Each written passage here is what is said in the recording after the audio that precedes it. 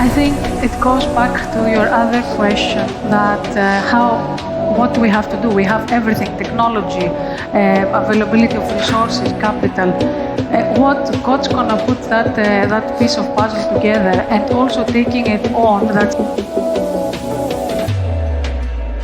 The one thing I have seen as a welcome change is I've seen a lot more science and engineering people driving sustainability within the corporates.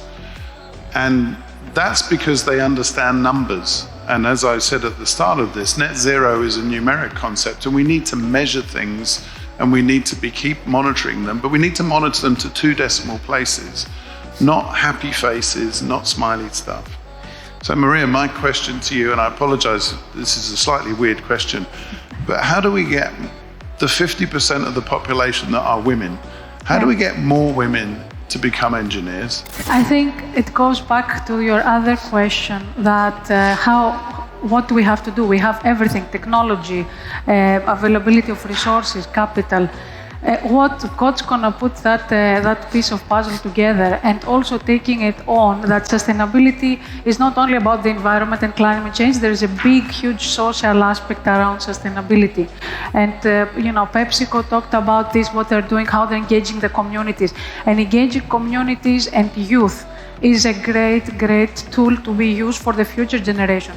Our generation, I wouldn't say is burnt, but it's gonna, the future does not depend on us. It depends on the generation behind us, and it is a great opportunity to take this great tool that's called education, to educate our kids and also the parents at this stage and create awareness around sustainability and what is sustainability and how we can transfer this to our kids and to the young generations, and through the businesses also, like Emma talked, educating the schools. Like there's nothing more important than education this new generation about how to solve and how to embed sustainability in our thinking and our mindset, because it has to be a mindset shift if we want to achieve anything. Legislation will be there, but people will always find ways to bypass it and find ways around it and how it will suit us to make more profit and how we can cheat the system.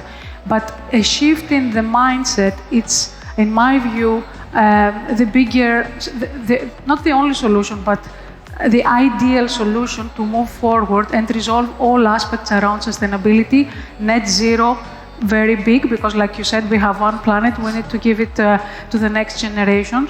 But also how to resolve or how to get us in this path of resolving the social aspects of sustainability, which gender, equality is a big part of that, and how to engage more women and more girls in STEM and engineering.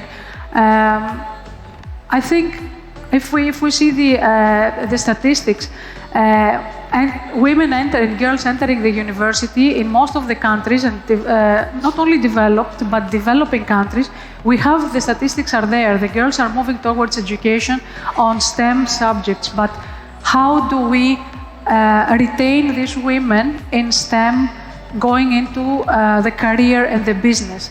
Lots of them drop out after university. Either they follow research or they decide to change their career and not go into aggressive industry and engineering. So how do we retain them? And that goes as a cycle as well. How do we retain our workforce in general? How do we retain talent and attract talent in our businesses? And that's a big part of sustainability as well. So I'm just gonna stop here, just a little bit food for thought. But yeah, a shift of mindset and education, and use all these tools that we have, innovation, technology, capital, human capital, in order to work towards these 17 development goals. For me, this is a big part of the solution.